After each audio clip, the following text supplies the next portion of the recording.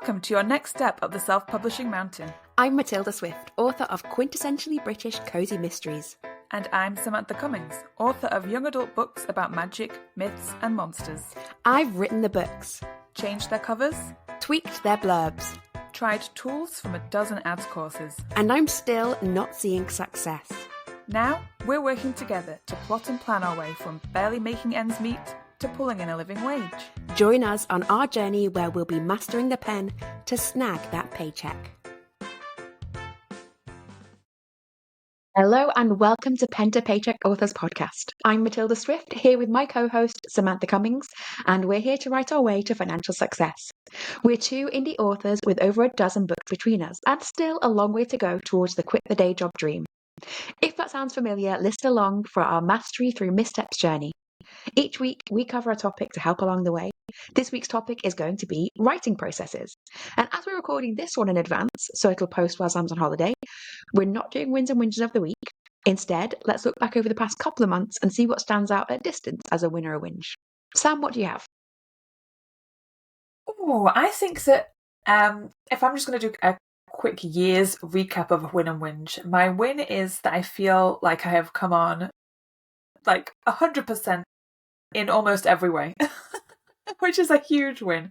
I feel like this podcast and what we're doing with our meetups and everything has revolutionized my life as a writer. I feel like I'm taking myself much more seriously as a writer, and I don't feel like a secret writer anymore. I feel like last year, even like up to last year, I felt like in my life I still felt like a secret writer. Not everyone knew that that's what I did, despite the fact that's all I talk about on social media. But now it's like everyone knows, and they know that I'm serious, and they know like that I'm doing this stuff. So that is, I'm not even going to have a whinge. I'm just going to say that's my big win, is that I feel like a writer. Mm-hmm. I mean, I think that's definitely a win for me too. It really feels like so much has changed. I think we first met up probably 6 months ago, for our first meetup before we started recording the podcast. And it just feels like huge amounts have changed in that time. And obviously part of that coincides with the fact that we kind of started meeting at the start of a process where I was trying to make changes. But it does feel really nice to reflect back over that time and just be able to really understand that so much has changed, both like in me personally, in my mindset, but also in my writing and self-publishing. And yeah, part of it is maybe being more public, maybe more confident about being able to ask questions, because I'm asking it for this purpose rather than being like, I don't know, rather than feel like I'm taking up people's time just for my own questions of not being sure about things. So it feels, yeah, like we've made big strides in kind of feeling legitimate and feeling big, which feels great. My other win is the book club feature deal I had in the last 6 months, which does sort of feel connected. Even though there's no way that this mastermind has influenced that, it sort of feels like I didn't get it until I was sort of more big and legitimate somehow. And like obviously part of that is I was just applying more regularly because I was taking myself more seriously. But it does feel like everything is feeding into each other and building, which is fantastic. Yes. I would say my whinge is I am going to have a whinge. My whinge is that there's still so much to do. There's still so much more on my plate. And in fact, everything I do opens up like 5 more things to do and to learn how to do. So it's sort of a whinge, but in a productive way. Yes, I agree. Every task turns into 5 more tasks, turns into 5 more tasks. It is a hydra. It's it's insane, really, when you think about it. And you couldn't ever explain it to anybody who wasn't in the biz. People just think, well, you put a book out and tell people about it, and everyone will buy it. There's so much. I think I mentioned recently my dad's big suggestion for how to promote my stuff. Oh, sorry, I think we have that. Yeah, I was going to say my dad's big suggestion recently was like, oh, why don't you try like just making a movie of one of your books? Like then maybe people would read them more. I was like, everyday people's understanding of self-publishing and publishing in general is just so far away from the reality of it. Yes. In a good way, right? Like in a way that I think people have a lot of faith. So I was talking to my dad about I want to prepare some foods that I'm going to make for when my next book launch. Like I want to kind of celebrate it more. So I want to make like foods on theme of the book and like enjoy it with friends and post on social media in a fun way. And I was like, yeah, when the book launches, I'm going to have this sort of picnic. And he was having me prepare food for it. And he was saying, oh gosh, some of it's quite fiddly. Like, how many people are coming to your book launch? And I was like, are you envisioning a book launch of thousands of people that I am making sandwiches for coming to where I live? Like, that is, anyone in the business is like, that is so far beyond the realms of what anyone would ever imagine. And it was like my dad's first thought. And it's just like, yeah, so it is miles away. So really nice to have you to talk to about that and not have someone who is, the conversation is not relatable. Yeah. Oh dear. Talking about relatable, let's segue into the topic of the week, which should be something that everybody listening is going to be able to relate to, and that is writing processes. So what is your writing process and how has it developed over the time you've been self-publishing? So I mentioned in my last podcast that everything since I started self-publishing has been in a state of flux, both in the world. There have been protests in Hong Kong that I lived through. Has been a pandemic, and also my personal life. Obviously, some of it interconnected. So I moved countries during the pandemic. I bought a house. So just constant big life changes and world changes that have really made me struggle to not even put a process in place, but to like really evaluate a process, because oftentimes things have felt like I put them in place sensibly and they haven't worked. And it's been hard to figure out, is that because the world is on fire? Or is it because this isn't the process for me? Or is it because I'm not pushing myself hard enough? So that's what's kind of been tricky. I have got a process now, and I think I'm really happy with my overall kind of schedule level process. So the way that I overlap parts of my writing editing, but I'm really not happy with the sitting down to write part. So I'll maybe talk about those two parts separately. So my overall like big schedule process, when I first started, I would write a book and and in fact I had critique groups that I went to, and I went to a group. We met about monthly, but I was kind of writing relatively slowly, so I would often take in it's like sequential chapters and sections, and have them critique it and come back and go back and forth on it. And it felt like I was sort of writing a book all the way through. And then I'd got the book finished and then go and edit it. And the editing process, I was pantsing at the time. So the editing process was very much like going back and figuring out where something felt slow, where something felt like it was missing things. And all that time, because I was trying to kind of professionalize and make things better, I was reading various books about craft and process. And I read Save the Cat and maybe also Save the Cat Writes a Novel at the same time. And if anyone hasn't read those, obviously fantastic.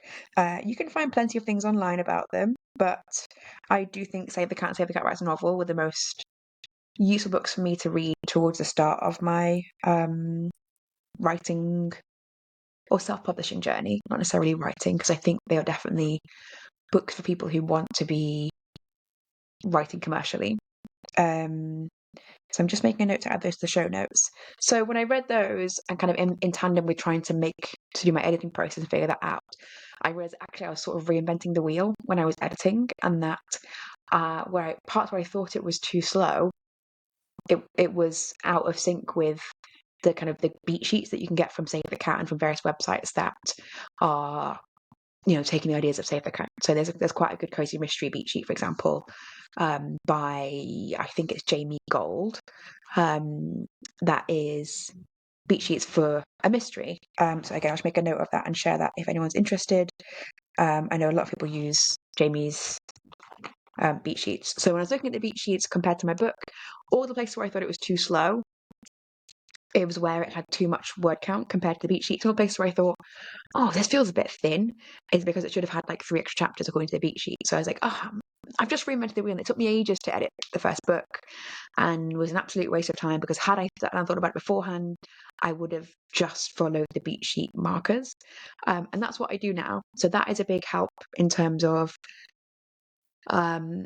reducing waste. And I do sometimes when I'm writing a book, I will often have parts where I'm knowingly writing too much. I will have a part where I know the midpoint, for example, should be falling at about page whatever it's 160 on, let's say 125. So that's falling about 125 according to my document outline or document layout. But it is getting past that, getting to 140. I'm thinking I'm not at the midpoint yet, but that's fine. Thinking back, I know where I should edit it. So it really helps to have that confidence of saying I'm knowingly over my word count just because I wanted to kind of explore a bit more in these points and I know where I'll take it out. So I feel really confident in that, and that kind of helps me know where I can be a bit freer. So now I plan nothing to start. I will just have ideas and fun and discover and explore and write the first 10,000 words. And whoever gets killed gets killed. That is up to the writing muses. If someone gets killed in the book, whoever it turns out to be most exciting and interesting to me on the day that I'm writing the murder scene. And I like things being like a surprise to a writer because I think it then feels surprising to the reader. So first 10,000 words, I will put in any character that comes to me that feels fun, that feels exciting, that fits in with the theme. I will have planned the kind of central characters and who they are and what their backgrounds are, but I will try and let side characters just come as much as they can. And then the murder happens. I've never got any idea who did it or why. That is irrelevant because that happens at the end of the book. So why would I need it at the beginning? And the first 10,000 words kind of gets you past the murder and to the point of the like call to action. So it should have then hit the stage where it is impacting the protagonist's life. So the murder is not the call to action, which I used to think it was. And every time I've written a book in the past, I've had to really remind myself, like, this is not a call to action because police are there to solve murders. You don't have to solve it. If I discovered a murder, I would not solve it. I would call the police. That would not be a call to action in my life. So having that beat sheet has really helped me make sure that I am not making the call to action the murder, because you can get halfway through that book and realize I have made a mistake. I have done that. So anyway, so I write the first 10,000 words, no planning, no thinking about it, just exploring. Then I will leave it and go away, ideally to be doing something else on another book. So either editing another book, writing the middle section of another book, whatever it is, but I will have an overlap. Another book will be in process of 10,000 words when they're sitting there. Then I will come back and I will continue with the story. And I'll go back to the beginning and I'll edit and move and change things around. If I'm mid-series, I will know quite well that the beginning will suit. I often change the first like couple of chapters just to give it more life and more focus once I've kind of got the book going. But in a brand new series, I will quite often revise the whole 10,000 words, and that's fine because I've got a better idea of the series once I've let it rest for a bit. But once I've got the 10,000 words kind of redone, then I will go on and I will write what Sophie Hannah, the mystery writer, calls a gnocchi draft, because it's sort of part like pasta and part potato. It's sort of a bit of both. So that really suits my writing style, and it's like a very, very detailed plan. It's a plan often with dialogue in it or little scenes described, and character perspectives in there. But somebody was talking about something the other day that made me realize I do this as well. I write my plan in present tense, even though my book is in past tense. And the person I was listening to talking in the Cozy Mystery Clubhouse was saying she writes her sort of plan version in first person, but her book is in third person or something like that. That is really, really helpful because it stops you seeing it as writing. You're sort of able to go a bit faster with it because you're not having to be precious about it, because it is not the writing. It is planned, but you can then also start to slip into bits of description, bits of reaction, and it feels like you can then just go and change the tense of it later. So then I'll do the whole book like that. I might leave the last like quarter quite sketchy because I often still don't know who the murderer is. It is somewhat irrelevant because I like to discover it. I like to discover it as I'm going, as the reader does. And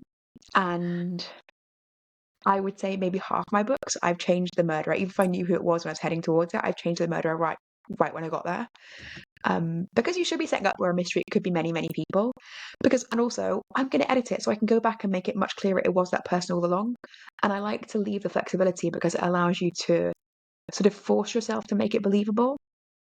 Whereas if you have planned it's going to be this person, you're stuck with that. So you can write whatever you want to lead up to it, and you sort of that it's that killer, so you don't have to persuade anybody. Whereas I like to try and have to persuade myself that it's going to be that person. It's going to be that person. Sometimes I get there and it's not that person because I haven't persuaded myself. I was like, oh no, extra layer. It's their mom secretly putting the strings behind the scene. So yes, that has really helped us, like trying different things. I've done a lot of, as you can probably tell, like listening to different people talk about their processes and figuring out, oh, that rings a bell for me. I think what has surprised me is things like the gnocchi draft that Sophie Hannah talked about. I thought was me being lazy and procrastinating because I set myself word count goals every day. And I thought one of the ways I'm cheating to meet it is writing these very detailed plans. And then she was saying, like, this is the best way I found to write. I was like, oh, that actually is the best way I found to write. Why am I saying it's like cheating? It is helping me to write these very detailed plans and then go back and write over it. So that's where I'm at now. And I used to do, back when I wrote the book all the way through, and then I took a break and I edited it, then I took a break and edited it. I used to do maybe 4 drafts, maybe more. But now, because of this kind of overlapping method where I'll do the first 10,000, go away, come back and restart the first 10,000 and then plan and then restart and write, I'm sort of doing 3 drafts simultaneously. So I, in fact, only do 2, what people call 2 drafts. But obviously my first draft is sort of 3 drafts together.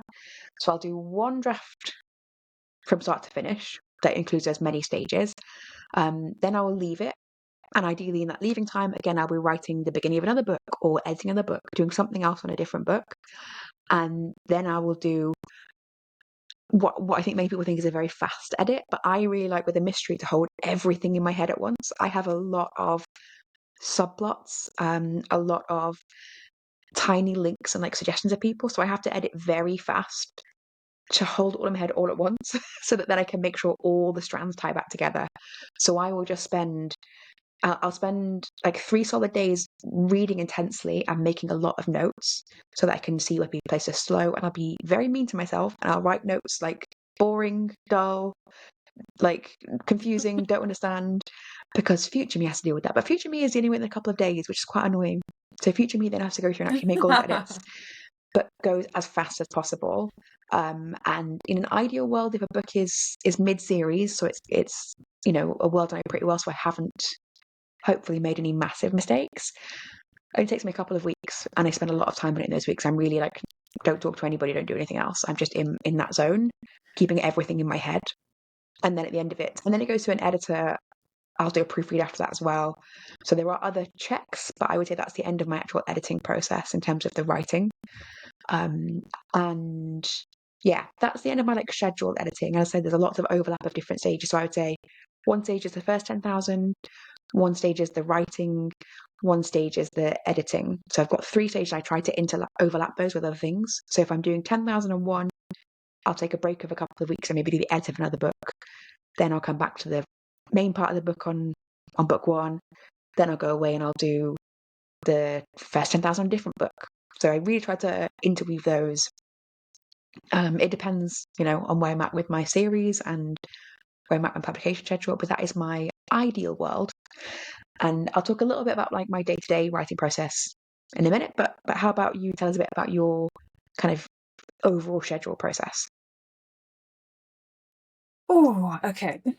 So I used to be a pantser, and I only ever pantsed because I have got such and I say this and it sounds like I'm kind of bragging, but it can be quite detrimental. I've got a very active imagination, and I can really get lost in my own mind. So I can really imagine a whole complete story very quickly.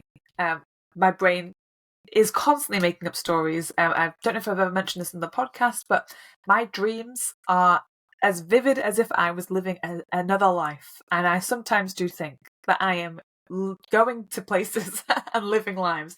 I've had dreams where they took place over years, and I wake up and think that that's insane. So, like, my brain is just very good at creating lots of very complex storylines. So I always pantsed because I always instantly knew what the story was. But I took a writing course. It was actually a masterclass on the masterclass website with Shonda Rhimes, who is Grey's Anatomy creator. And I took her writing class. It was about writing TV shows because I love the idea of writing for TV. But I actually learned so much about storytelling and series creation and character arcs and beat sheets just from that course. I find it like very interesting to watch or listen to somebody talking about it rather than reading about it, because I don't learn very well from reading. So once I did that course and I learnt about beat sheets and how she created her stories, I originally did it because I was writing a TV show. So I wrote a TV show using her method and realised this is the best thing in the world. And then applied it to writing books, and my life was changed. So now I am a complete planner. I always start with a beat sheet now and write all my points down. And I am very different to you. I actually love the fact that you write the first 10,000 words and you have this playful creation, like jumping into a new world and trying to find the best way into it. I love that, and I actually really would love to do that for the next book that I write, because I think that sounds like such a fun process to have. So I'm going to try and do that for the next book that I write. But for like what I do right now, I will write a book all in one go. My first draft process is very fast. I can write a first draft in a month, but I tend to try and spread it over 2 months. And once the first draft has been written, I will put it away and generally start working on something else. I have a backlog of books, let me tell you that for free. So before I started publishing, I was just writing books and putting them on a shelf. And so I probably have 10 books, let's say 10 books just on a backlog. And I'm not publishing them all. Like, that it is, they're not all going to see the light of day. But I've had a lot of practice of just writing and leaving stories to rest. I'm not doing that going forwards because I really want to be writing and editing and publishing with a lot more direction. But I tend to leave my first drafts on the shelf for a couple of months because I just like to try and forget the story exists. So when I come back to it, I can read it and can completely forget about the writing process, which is another wondrous thing that my brain does. Is once I've put a book down for a couple of months, when I go back to read it, I have no recollection of writing it, and we'll read it and literally have no memory of ever writing the words ever. I think that is a real gift, because I also have that, and it is so useful when you come to edit, because you can read it and you can think, yeah, when I'm in the process of writing it, I feel like I'm very insensitive to the pace. I'm somewhat sensitive, but I'm not as sensitive as a reader would be. And when I come back and edit it, I'm like, well, this is boring. This whole chapter's rubbish. Delete. Yeah. And I don't care. Like, I'm not precious about it. And I think the less precious you can be about your writing, the better. It is such a gift to be able to forget that it sort of belongs to you and to forget it's your book, because the less precious you can be about it, the better your book gets. I love being able to be like, this whole chapter that I know in the back of my mind I spent a week on, delete. It's all useful. I have dragged characters off the page by their hair. Like, you're not in this anymore. Delete them from the whole thing. I have done that a couple of times. I love that. I do think that's a real talent to be able to go back and think, I don't know who wrote this, but this bit's awful. But also really recognise when there is good stuff, which I think I don't think I'm like the best writer in the world, but I do love some of the stuff that I write, and I like to be able to read it and be like, wow, good for me. So yeah, once I've like picked it back up to edit, my editing it's probably not the best. I would say that in the past I haven't been very nice to future Sam, and I have written very rough drafts, and just thrown caution to the wind. And when future Sam picks it up, she curses past Sam something wrong, because there is just some absolute atrocities that go on in the writing process. I don't do it as much anymore, but definitely some of my older books, I have been a horrendous writer. Now it is a lot better. My editing tends to be very rewritey. I do like that part of the process. So once I've gone through and read and made notes, I beat sheet. So I redo the beat sheet. Whoa, fascinating! Like, do you do it without any reference to the original? Yes. I do it with reference to the original, but once I read through the book or the first draft, I can completely see what the actual story is. So I do tend to overwrite, because I know that I like to explore everything that kind of comes into, even though I do beat sheets on my original draft, sometimes my beat sheets change whilst I'm writing it, and I have to kind of do quick edits because I also, my imagination runs wild and things happen that I didn't think were going to happen. So yeah, when I'm editing, I rebeat sheets. It's based on the story, but it's just restructured. Some things get taken out and some scenes get put in to solve the pacing of the story. And then my edit tends to be an edit/rewrite. And that is my slowest process because it is a rewrite. And I would love to write cleaner first drafts so that my edit is quicker. And I'm hoping that the next book that I write, that will be the case, because I'm aware of this. I'm aware I do this now. So I wasn't really aware of it until I started looking at everything that I'm doing. And then I've become very aware of all of my shortcomings of writing. But yeah, like I'll edit and rewrite, and then once I've done that, which can take a few months, go and read back through it again, like immediately, and catch and tweak things that need tweaking, and then it's done, and then everything that happens after. So it's kind of, my editing is my longest process, and I feel like I would prefer, if it was flipped, I would prefer to take longer writing and my editing to be a little bit different. I wrote myself some notes here. What else did I want to say? No, that was basically it. I have missed out one bit of mine, actually. Okay. I was going to say, one major thing that I have changed is I no longer write the last few chapters in my first draft, because I kept finding that I was completely changing them. So I do quite a deep rewrite, like when I'm editing. If you look at the pages, like, because it's double spaced, every line has got something written on it, and often it is completely rewriting the whole chapter, which feels fine to me and feels very comfortable. And it sort of feels like I'm basically writing a book in 2 weeks. Why can't I do that first time around? But I need that original draft to go from. But I was consistently rewriting the last couple of chapters wholesale, because I had often changed so much leading up to there. So I now just don't write the last couple of chapters, and it moves further and further back every book at the moment. So I stopped writing the epilogue. Very occasionally I'll write the epilogue actually quite close to the beginning, because the epilogue is very separate. In my books, it's always 2 or 3 weeks later. It doesn't necessarily depend so much on what's happened in the rest of the book. It is the sort of lifestyle consequences.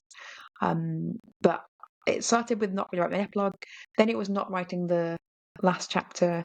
The last book I wrote, I think I missed the last 3, including the epilogue. And when I came to edit it, I really kicked myself, because I was like, oh, I've forgotten there was just this much to write, because 3 chapters is thousands of words, and I had not budgeted enough time to do it, or I not budgeted enough time to feel comfortable doing it. So I think I want to give myself like a maximum number of chapters I'm going to not write, and I'm going to say it's probably 3, and maybe add a bit more time to my editing, just so that I have more time to do that.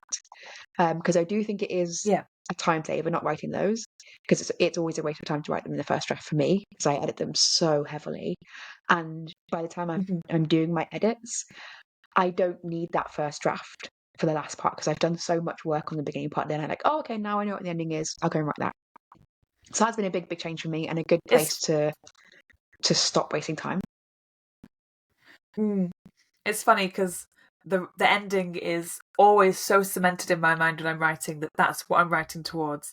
Like I always envision these huge endings. Like I know exactly how every book ends, and I'm just like clawing my way there as I'm writing. So that's a really fun thing to learn. I really like what you've shown me your document for this, and I have done this when I was writing a short story, is you have your beat sheets include word counts. I don't do that. So I'm very naughty because I love to overwrite.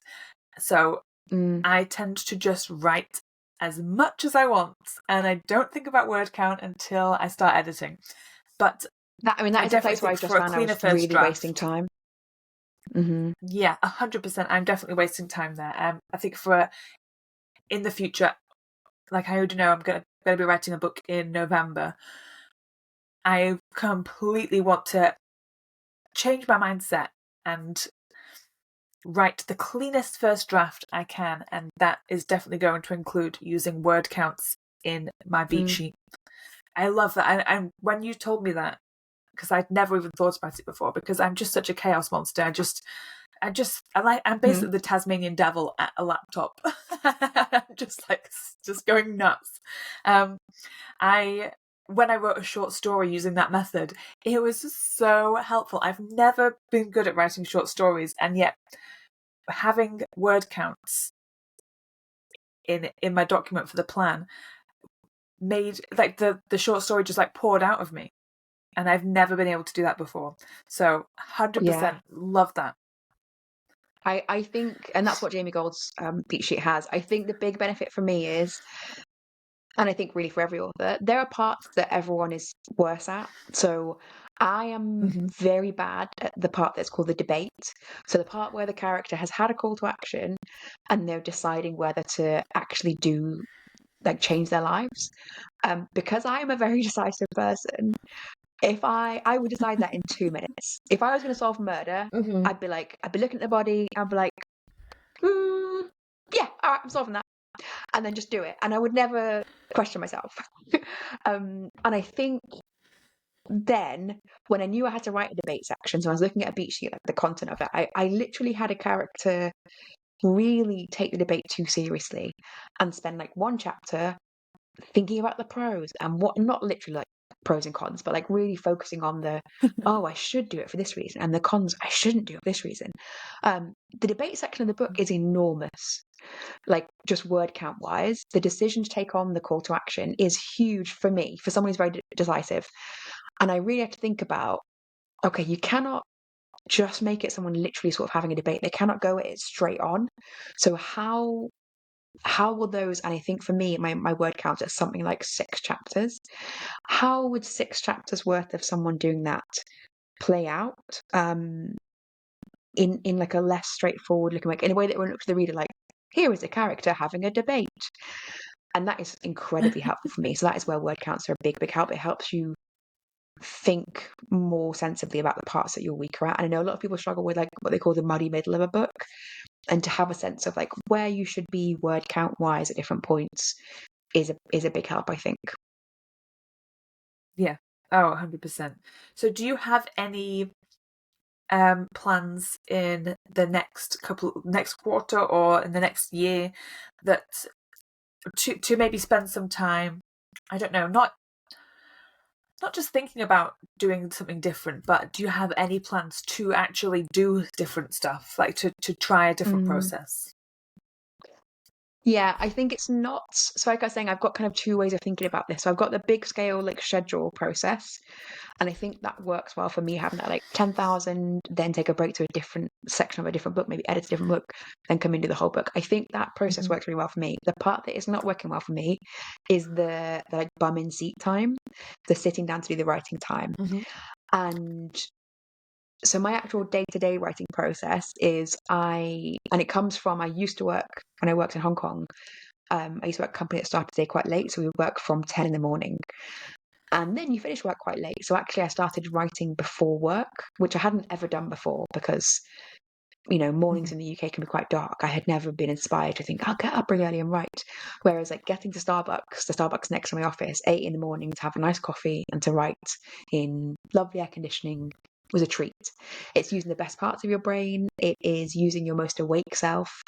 It felt like a great use of my time. And then when I moved back to the UK, I in fact moved back with the intention of just coming on holiday. And I continued doing it. So I was working at 1 in the morning. So I was getting up at 11 p.m. to write, which was insane. Did not work at all. And it was a pandemic crisis. But then when I moved my schedule to actually say I'm living in the UK now, um, I obviously have to work slightly earlier to have enough overlap with Hong Kong to make my job effective. So during summer, because they don't have daylight savings time, during summer I start work at 9, in winter I start work at 8. But because it's so effective for me, writing for 2 hours before work, I actually get up at 5 a.m. in winter to write, which whenever I tell people that, they gasp in horror. And it is horrifying. But I have, if you can see behind me, like a daylight lamp, like a sunlight lamp. I have a light alarm clock that slowly wakes me up, likewise. And I'm a very good sleeper. I think that's a big benefit to like a big reason I can do that is I'm a very reliable sleeper. If I want to wake up at 5, I go to bed at 10.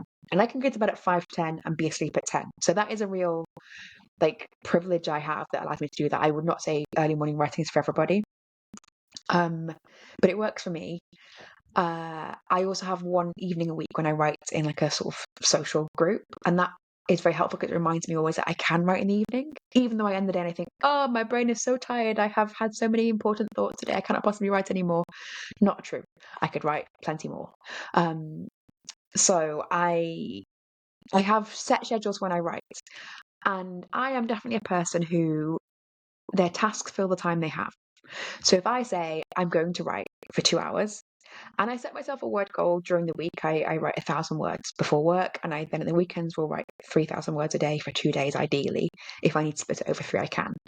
Um, but I think that I write in the same way that I do my day job. Like I just have computer time. I have like bum and seat time. So like I'm here for 2 hours. 1,000 words is actually not a lot to type. It's a lot to think about. So I spend a lot of time just dawdling and procrastinating. And I have a hard time figuring out what of that is useful because I love in my books having a lot of like interesting research. And I love being able to kind of make a reference or think of a reference and then go and explore it a bit more and figure out how it's going to connect to other things in the book or how I can make it go deeper. And when I say things, I mean things like I love putting things in about like traditional English myths, or I absolutely love like weird celebrations. So around here we have a thing called the Paycheck, which is like a centuries old play that is on at Easter that is absolute nonsense. And during the day they perform it 5 times, and between it they have to drink, and they just get drunker and drunker. And this is a tradition. It's heritage. And That is there are all amazing. sorts of yeah, there are all sorts of set lines to it, and you have to buy things to take with you, like a bit like Rocky Horror. Like you have to buy a bunch of a packet of licorice all sorts because someone asked the doctor, "Oh, what sort of ailments do you treat?" And he says all sorts, and everyone in the crowd throws all sorts, and it's in the town square, and it's sunny, and it's Easter, and it's like I love things like that. So as soon as I learn about something like that, and I think I'm going to put it in this book, then I start researching, and I do it in my writing time. And I do it as a way to push my deadline, and I don't like the way I do it.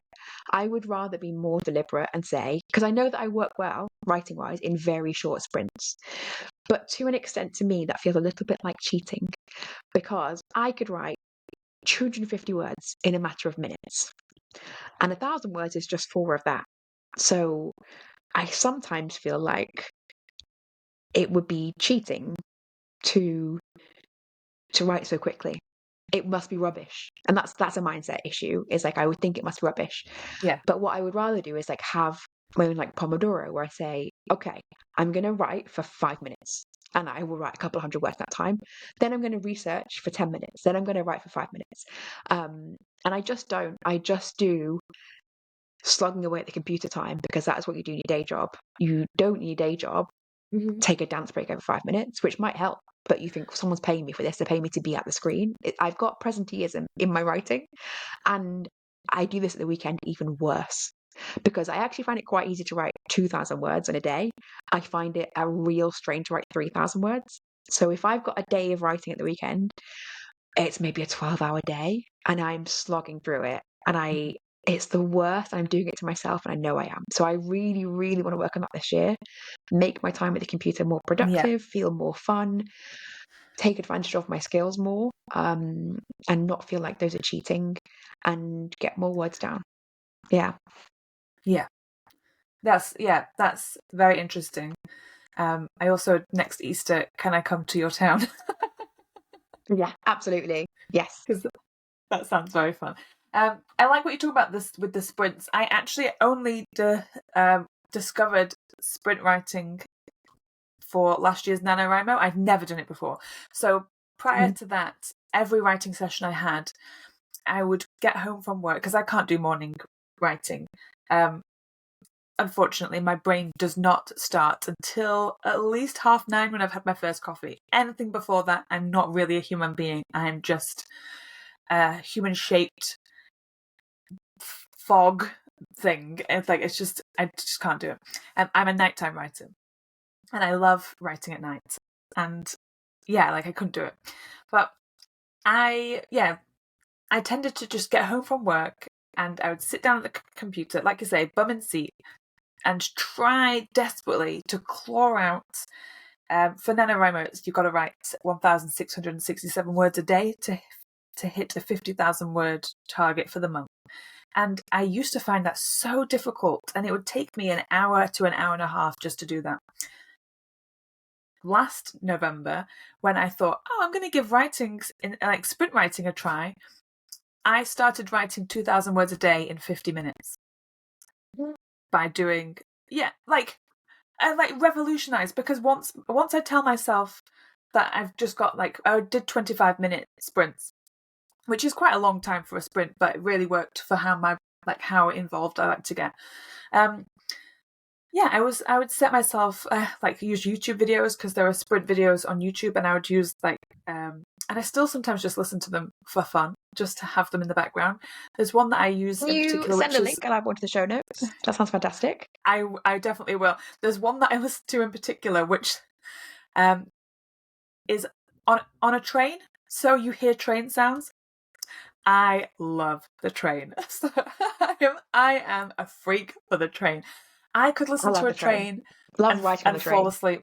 I love it. Everything about it's so cozy. So I have this writing video, and I sprint to it 25 minutes, take a 5-minute break, and then hit another 25 minutes. And and it really did change the way that I was writing. It's actually crazy to think that I used to really struggle to write less than 2,000 words a day, and now I find that really easy. So I'm so glad that I figured that out. I do want to try and start writing during the day again. So before I'm just trying to think when it was. I used to work in a different office, same job, just a different office. And I work in a very small village, and my office used to be at the end of the village where there was a coffee shop. There's plenty of coffee shops in this village, but it was closest to my favourite one. And then we moved to a different office in the same village that is no longer on that side of the road where the coffee shop is. So when I was on the side where the coffee shop is, I would go at lunchtime and sit in the coffee shop and write at lunch. And I would take Juno with me, who's my little dog, and she would sit on the bench next to me, the sweetest. And I would sit and type with Juno sitting next to me on this little bench, living the life, living my famous author life. It just started to get really expensive because every lunchtime I was buying a coffee and I was buying lunch. So we moved office, and then I kind of thought, well, this is a good time to try and start saving money, stop doing that. But I would like to start doing that again as a way to try and manifest the life of the author that I want. I feel like that is what I would love to do. I love writing in coffee shops. I find it so, I know it's so annoying, and I know that people think it's like really pretentious and you're just like very posery. But there's something about it that makes me feel like, yeah, I know, it gives me main character energy. And that's what I want. And I want to be, and the amount of times that I would go and sit in a coffee shop, like my local Starbucks, who, like, I've written so many books in there, and people would come up and ask me, are you writing a book? And it was the best feeling. Where I live, really, like, everybody's made me feel so so famous. Absolutely no one ever asked me that. Yeah. No, where I live, everyone's just like a social media mogul or something. So when you see people on laptops, they're just doing like marketing stuff. So it's, yeah, it was just the best feeling, like, for people to be like, oh, she must be writing a book. I really want to get back into that again, and make writing an outside activity as well as just sitting in my dark cave, because I do mostly write at night. It doesn't have to be expensive. So when I went to Starbucks every day before work, I just had a cup of tea, and that's not expensive because I would have already eaten breakfast at home. And if you're buying office space for 2 hours, it's actually quite cheap. So I don't know if you could just have like lunch at your desk when you get back into the office and just have a cup of tea at lunchtime. Yeah, I think that I'm going to start doing that, because it feels so nice just to treat myself to a bit of time away from everybody, because I'm always surrounded by people. I live with my boyfriend.